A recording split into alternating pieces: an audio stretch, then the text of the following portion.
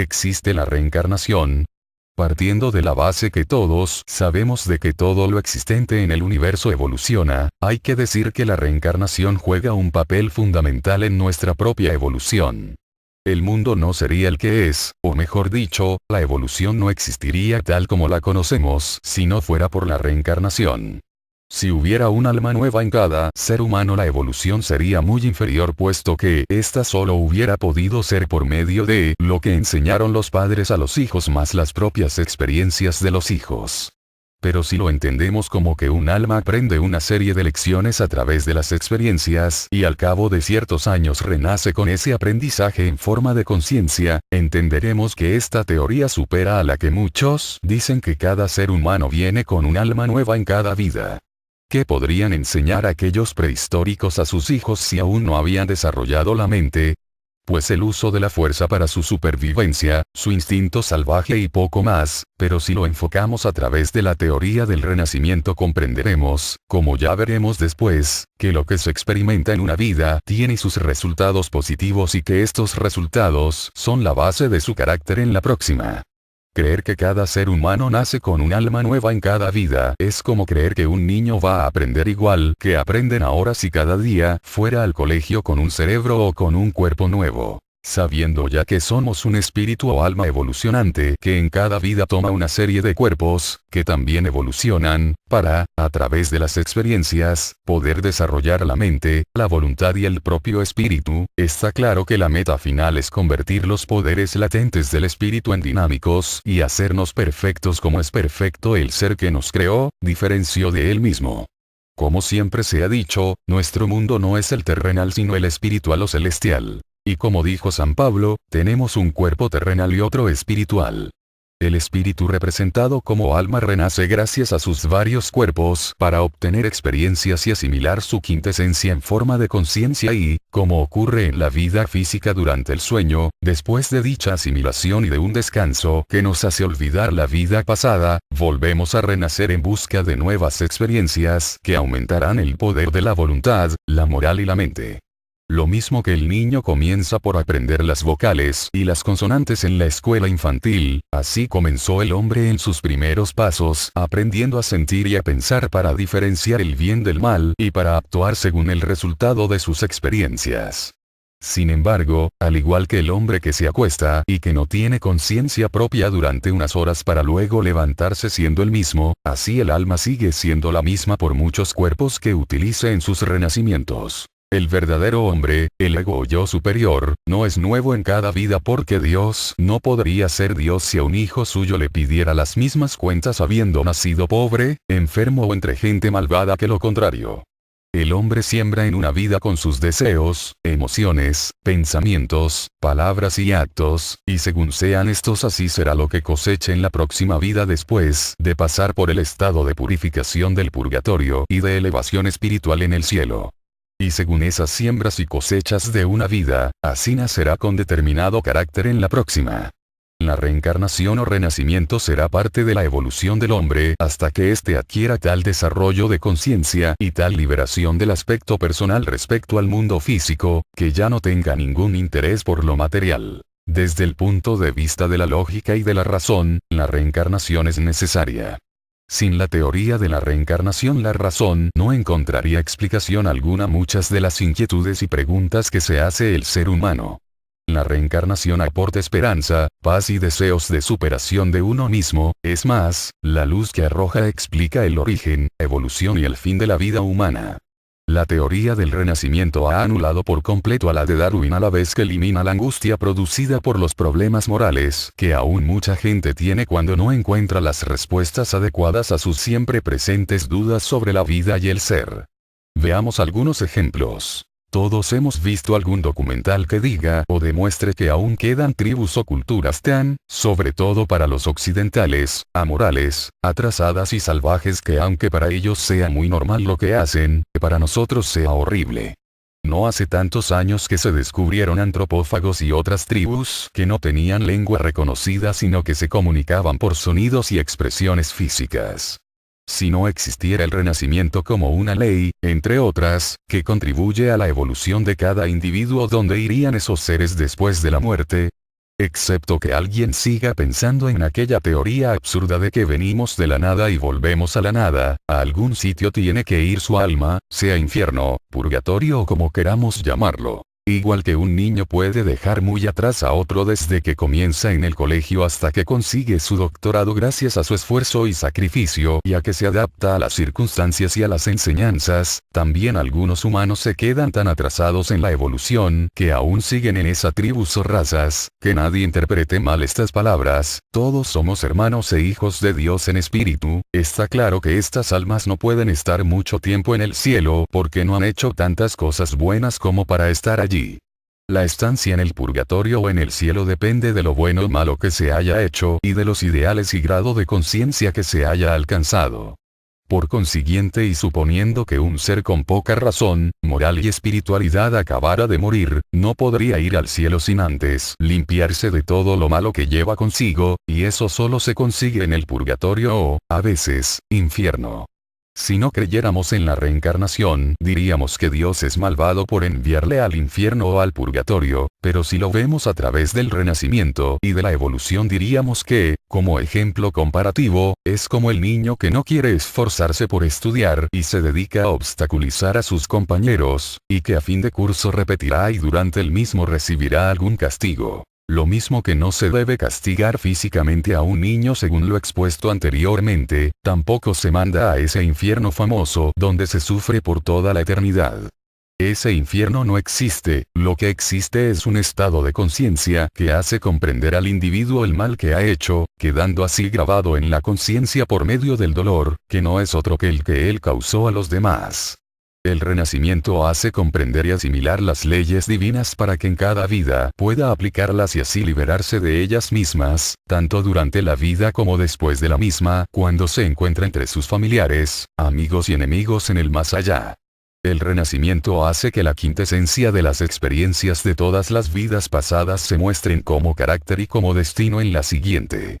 Esto, a su vez, hace que cada vez pase menos tiempo en el purgatorio y más en el cielo y que su vida sea más elevada moral, mental y espiritualmente hablando. El sacrificio, el esfuerzo, la adaptación a la vida, los ideales, el cumplimiento de los deberes, etc., hacen evolucionar al alma y esa evolución es la que hace que un individuo se interese por lo elevado y espiritual en vez de por lo personal y material. Y cuando ocurre esto es cuando las leyes de consecuencia y de renacimiento nos procuran un mejor destino y una más larga estancia en el cielo. Es el renacimiento quien hace que el salvaje se convierta en civilizado, quien hace que cada defecto se convierta en virtud y quien nos hace tan dueños de nuestro destino que podamos afirmar que todos alcanzaremos la meta dispuesta por Dios. Tanto los que creen en el renacimiento como los que no, estarán de acuerdo conmigo en que las experiencias son la base del progreso, trabajo, relaciones, estudios, etc., partiendo de esa base. ¿Qué beneficio o sentido tiene el hecho de que un niño muera al poco tiempo de nacer? Si creemos en ese creador de todo lo manifestado e inmanifestado que todas las culturas y religiones dicen que es amor, debemos pensar que debe tener un plan para todos sus hijos y que ese plan no puede ser perjudicial sino todo lo contrario. Siendo esto lo más lógico y razonable, veremos qué sentido tiene la teoría del renacimiento cuando decimos que, por ejemplo, los padres de ese niño abortaron voluntariamente una o varias veces en su anterior vida.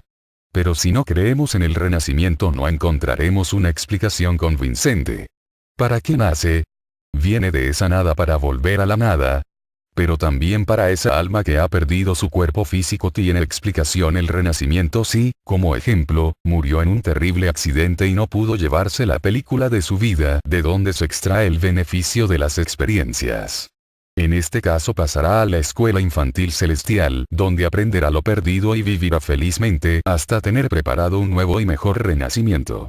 De una forma u otra y en todos los casos, la ley de renacimiento hace que no se pierdan las experiencias porque sin ellas no podemos evolucionar. Hay algo en la naturaleza interna del ser humano que nos presiona para que ejerzamos el poder creador y como resultado de ello podemos ver el mundo que hemos construido desde la prehistoria hasta nuestros días. Las experiencias son muy importantes y por eso intentamos pasarlas de unos a otros, pero ¿cómo se podría entender esto sin la teoría del renacimiento? Si naciéramos todos sin virtudes, tendencias, cualidades mentales, carácter, etc., que son el resultado de las experiencias de pasadas vidas, es decir, con el disco duro mental y de conciencia en blanco, podríamos haber construido este mundo. O lo que es lo mismo, si el niño se olvidara cada noche de todo lo aprendido durante el día, podría llegar a la universidad.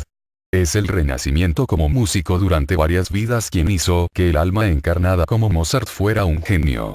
Un genio como él y otros muchos no se pueden hacer en una sola vida, puesto que desde niños ya demuestran que traen esas cualidades o virtudes. Cuando cualquiera de nosotros llega a una edad avanzada, hablamos con más conocimiento, responsabilidad, precaución y conciencia que cuando éramos jóvenes. Si no creyéramos en el renacimiento, podríamos preguntarnos ¿para qué sirve toda esa sabiduría? Desde esa incredulidad podemos afirmar que no sería útil a ninguno de nosotros ni siquiera después de muerto, pero desde el punto de vista del renacimiento podemos afirmar que nos servirá para mucho tanto después de muerto como respecto a la vida próxima.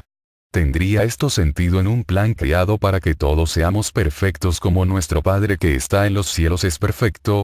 Hasta no hace muchos años se creía que el progreso se basaba en la ley del más fuerte y en la herencia personal que éste dejaba a sus hijos. Hoy la ciencia ha comprobado que no es así, y la genética sabe que un hijo puede nacer con ciertos aspectos físicos de los padres, pero no con otros morales ni intelectuales. Si fuera cierto lo que decía la ciencia, de que es la herencia la que hace al hombre y el progreso, significaría que después de Mozart debería de haber nacido el otro Mozart con mayor genio y así sucesivamente, lo que no ocurre normalmente con los genios. Esta teoría científica tiene otro inconveniente, y es que si hubiera una cadena de genios familiares por la herencia del primero, que, por cierto, hay que preguntarse cómo se hizo, si uno no tiene hijos se cortaría la cadena y se acabaría la genialidad.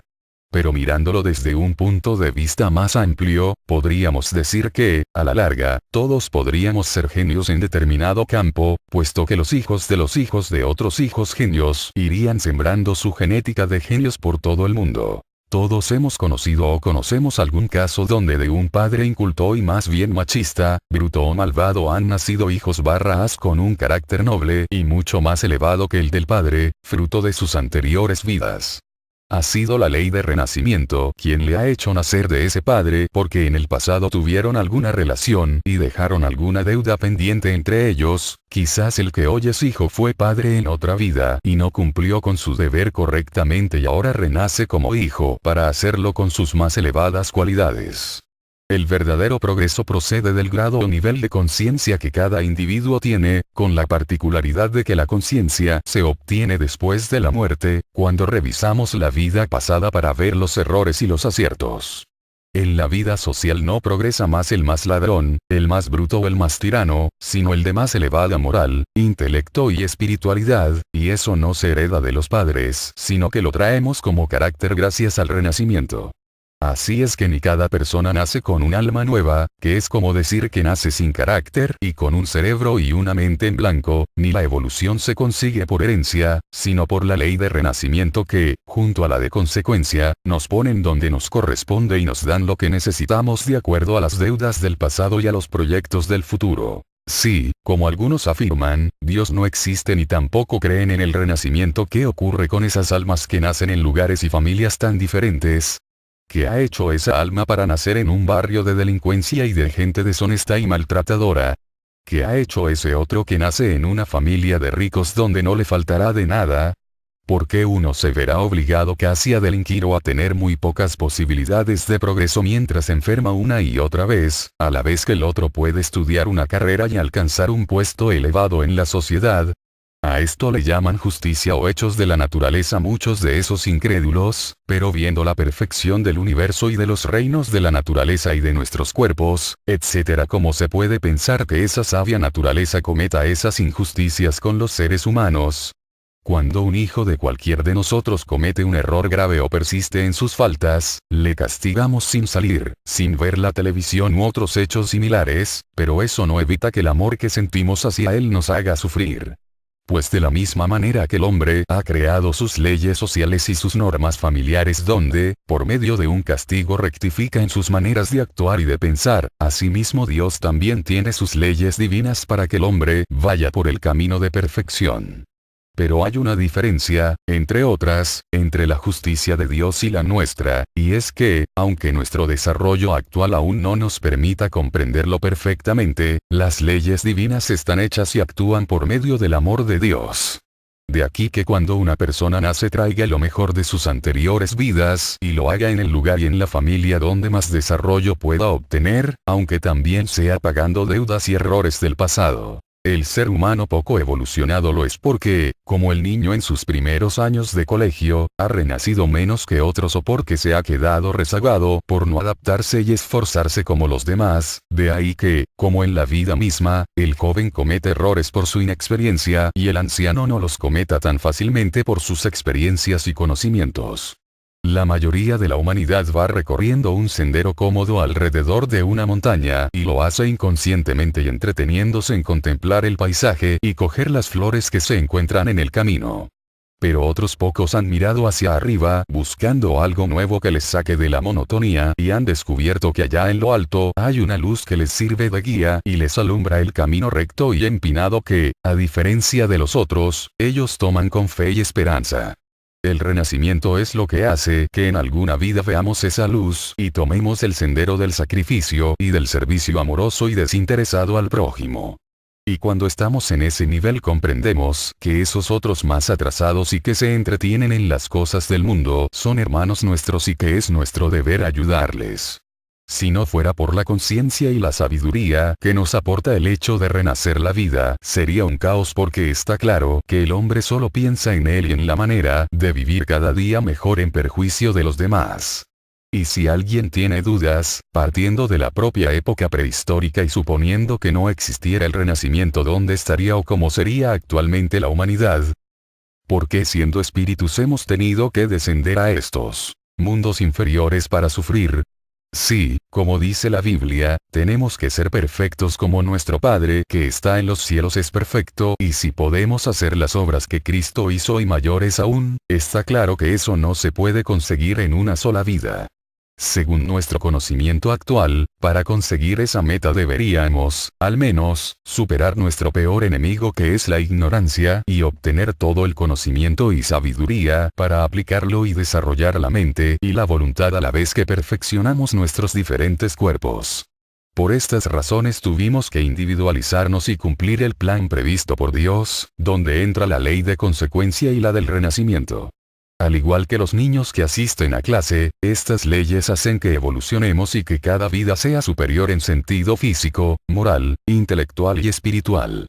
Por tanto, la vida física es una escuela necesaria para que el espíritu, omnisciente y omnipotente en su propio mundo, pero ignorante de sí mismo y de los mundos inferiores, se individualice conscientemente y desarrolle sus poderes a través de las experiencias. De ahí que se diga que hay espíritus jóvenes que han renacido poco y están más atrasados, y otros más veteranos porque han renacido mucho y han experimentado durante más tiempo en el mundo físico. Y por eso mismo también hay hermanos nuestros que van mucho más adelantados que el común de la humanidad y ya no necesitan renacer y se han convertido en guías de todos nosotros.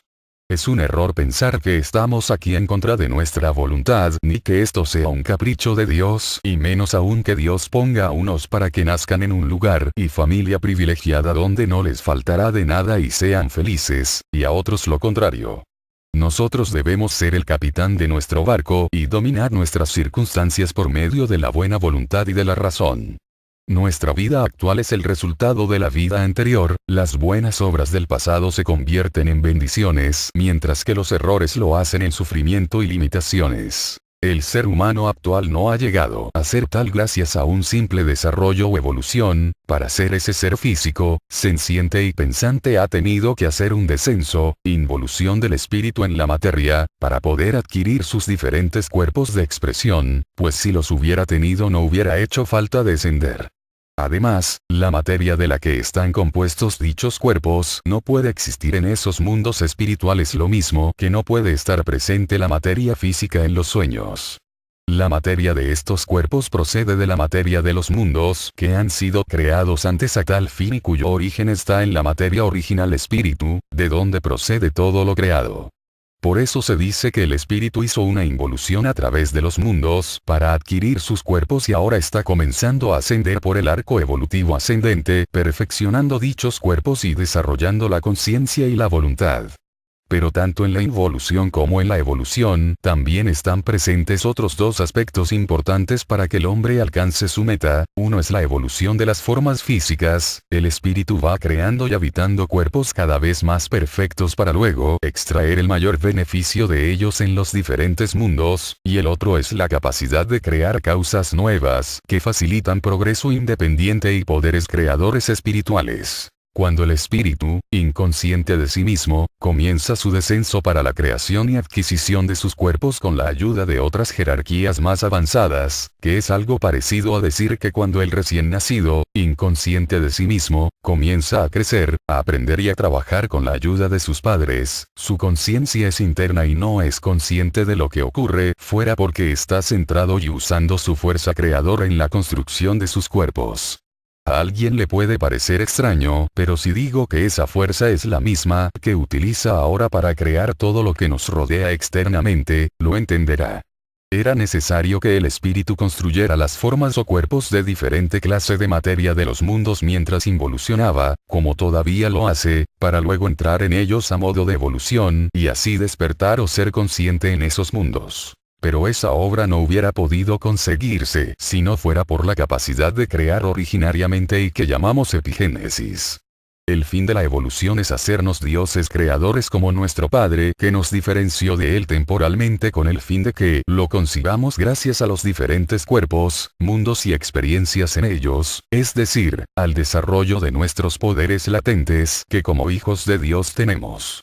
Pero hasta no hace mucho tiempo hemos sido ayudados y guiados, por tanto, si queremos ser como Hércules, debemos superar las pruebas solos y aprender de nuestros errores y por medio de la epigénesis ya que, imitando las formas ya creadas, no podemos progresar ni hacernos dioses creadores. Luego entonces, si tuvimos que descender para hacernos conscientes de nosotros mismos como individuos, gracias a la obtención de los diferentes cuerpos que velaron la conciencia del espíritu, y una vez alcanzado esto, está claro que debemos aprender a ser creadores aquí, ahora desde un cuerpo físico, y en un futuro desde los otros cuerpos y mundos, hasta que alcancemos de nuevo el propio mundo de Dios, siendo ya capaces de ser como Él lo era cuando nos creó. Las formas o cuerpos creados en el descenso están siendo perfeccionados ahora y seguirá siendo así hasta que se corrijan todos los errores, como un inventor pone a prueba una máquina, y se despierten todos sus poderes latentes procedentes del propio espíritu.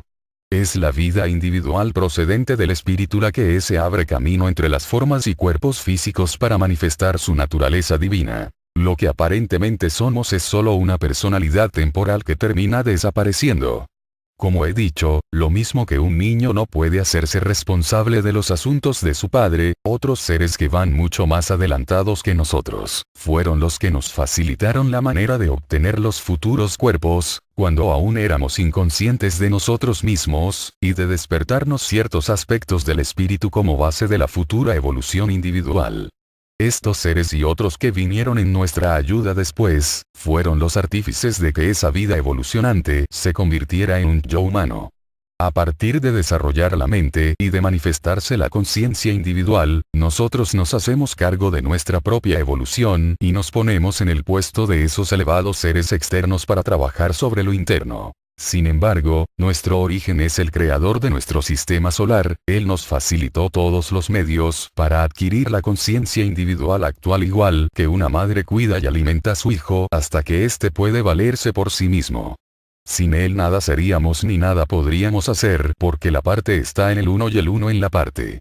Lo mismo que se pueden concentrar un sinfín de rayos de luz del sol en un solo punto gracias a una lupa, así tenemos nosotros todas las posibilidades, como dioses en formación, y poderes de Dios latentes en nosotros mismos como espíritus. La evolución de la conciencia conlleva la proyección de una imagen para después percatarse de ella, así es como se toma conciencia de uno mismo y se diferencia la individualidad de la personalidad. Por consiguiente, la individualidad y la personalidad se distinguen de acuerdo a las etapas de desarrollo, es decir, se refieren al tiempo y no a la forma.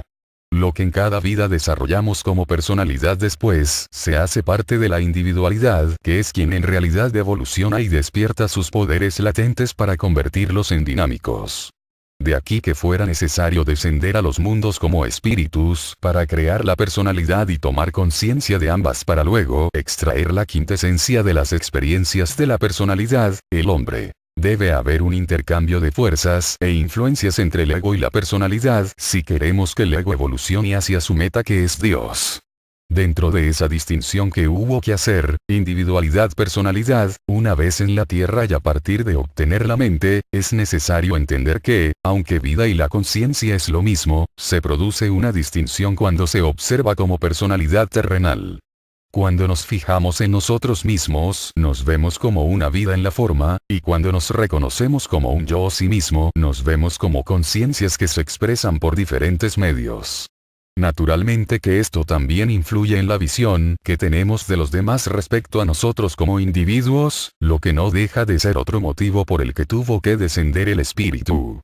Como ejemplo de lo que estamos hablando diríamos que algún día se acabará con la dualidad que ahora somos como ocurre entre dos renacimientos cuando la personalidad desaparece y se queda el ego solo con el resultado de todas sus anteriores vidas, resultados o quintesencia y no experiencias, fue necesario el descenso del espíritu para que se creara el hombre y se hiciera consciente de que su conciencia está limitada, de que hay una diferencia entre el espíritu y la materia aunque su origen sea el mismo, y que la vida habita en la forma pero no es ella. No hay espíritu sin materia como tampoco materia que no esté animada por el espíritu, ambos son polos opuestos pero ambos están íntimamente relacionados en una única unidad. El espíritu tuvo que verse limitado por la materia de los mundos donde evoluciona como personalidad para así obtener la conciencia de sí mismo, que no es otra cosa que una pequeña parte de la conciencia de Dios especializada de forma individual en los mundos inferiores. Cada uno de nosotros, como una unidad de conciencia separada, somos iguales a nuestro Creador en esencia, aunque no en grado evolutivo. Para perfeccionarnos y desarrollar los poderes del espíritu, debemos sacrificarnos en este mundo de sufrimiento con la intención de hacernos dueños de nuestros vehículos y autoconscientes de nuestros poderes. Debemos pasar de dioses estáticos a dioses dinámicos. De hecho, Dios manifiesta voluntad al diferenciarnos de Él como una forma de expresión y de evolución para Él mismo, y esa misma voluntad también la tenemos nosotros y es la que nos llevó a descender y nos lleva a evolucionar de vuelta a nuestro seno del Padre. Si para que el espíritu se olvidara de su omnipotencia y se encontrara a sí mismo hubo que encerrarle en varios cuerpos de diferente grado de materia, es obvio que la evolución trate de liberarle a sí mismo de esa prisión para convertir esos cuerpos en almas y obtener el pleno poder del espíritu. Es cierto que sufrimos aquí pero ese sufrimiento es fruto de los errores igual que el niño los comete en un examen de matemáticas hasta llegar a suspender. Lo que hace que se interese más y ponga más atención. Por consiguiente es más acertado decir que estamos en una escuela de aprendizaje y desenvolvimiento que no en una tierra de sufrimiento. Por otro lado y puesto que al separarnos Dios de Él, tenemos todos sus poderes latentes, ahora creamos físicamente, con la palabra y con el pensamiento, no sería correcto ni estaría dentro del plan de Dios que dejáramos de experimentar y de aprender para crear según nuestro libre albedrío porque, al no ser perfectos, crearíamos egoístamente y más cosas malas que buenas. El hombre ha ido descubriendo y utilizando su inteligencia para crear gracias a las fuerzas de la naturaleza, instrumentos o máquinas que funcionan con agua o con aire, la electricidad, transmisiones por medio del éter, etc. Por tanto, el hombre está destinado a descubrir y a utilizar fuerzas cada vez más sutiles y de más poder. Pero llegará el momento en que el hombre tendrá que buscar en su interior hasta encontrar una fuerza mayor que todas esas. Las emociones son fuerzas que pueden dominar y agotar a una persona, los pensamientos también lo son y pueden dominar a las emociones, por eso se dice en ocultismo que esas fuerzas son algunas de las que aún nos quedan por descubrir y dominar junto a otras del alma. Como escuela de desarrollo que es la Tierra tendremos que observarnos, analizarnos, discernir cómo sentimos y pensamos, etc. para contrarrestar lo negativo mientras desarrollamos la fuerza del espíritu. Algún día nuestros pensamientos y nuestras palabras tendrán vida propia y no llevarán consigo el error ni la mentira. Para poder ser individuos conscientes de nosotros mismos, debemos transmutar la conciencia en autoconciencia para así poder distinguir lo irreal de lo real o lo objetivo de lo subjetivo. Si no hubiéramos descendido hasta el mundo físico para obtener un cuerpo físico, no seríamos capaces de distinguir esas diferencias y tampoco tendríamos claro lo que es ser conscientes de un impacto externo sin tener aún la conciencia del yo que reconocer ese impacto siendo autoconscientes de nosotros mismos. Es decir, no es lo mismo que un bebé registre en la memoria como placer el hecho de alimentarse de la leche materna que ser consciente de que tiene hambre y alimentarse voluntariamente. Cuando estábamos descendiendo al mundo físico, éramos como el bebé y después comenzamos a ser como somos ahora. Es el hecho de hacernos conscientes del mundo físico y de saber que nosotros no somos lo que nos rodea lo que nos va separando de todo ello y nos va haciendo individuos humanos sin recuerdo de nuestro origen como espíritus. Entonces, esos impactos externos sobre la conciencia son los que causan dolor, placer, sentimientos, deseos, etc., que, a su vez, hacen que pensemos que somos todo eso solamente a los uno. Esos deseos y esa mente, hace millones de años, fueron los que nos volvieron egoístas y materialistas hasta no saber nada de nuestra naturaleza espiritual. Es ahora cuando estamos aprendiendo a discernir y a utilizar la mente como respuesta al sufrimiento que nos viene como consecuencia de la ignorancia y de los errores contra las leyes divinas y cuando estamos aprendiendo a actuar en sentido ascendente.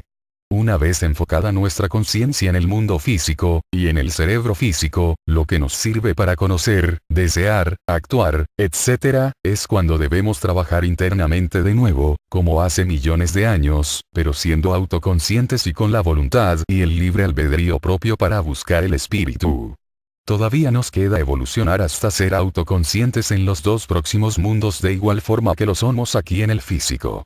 Después continuaremos evolucionando con una conciencia mucho más amplia hasta completar el recorrido ascendente por los 5 mundos donde habremos aprendido a, primero, crear formas físicas, como hacemos ahora, segundo, dar vida a esas formas físicas. Tercero, dar el poder de desear y sentir. Cuarto, dar el poder de pensar. Quinto, hacer que esas formas pensantes sean capaces de crear como nosotros. La vida es una gran escuela donde hay alumnos de muy diversos grados, estos se han dividido en clases según su adelanto, su poder de adaptación y su esfuerzo, razas y subrazas, algunos que han aprendido todas las lecciones que se pueden aprender en el presente estado de desarrollo están a punto de pasar a otros niveles superiores como otros ya lo han hecho, otros más negligentes y perezosos se han quedado más rezagados y tardarán más en pasar por todas las razas hasta que aprendan a aprovechar todas las oportunidades. Estos están obligados a renacer una y otra vez hasta que se pongan al mismo nivel que la mayoría.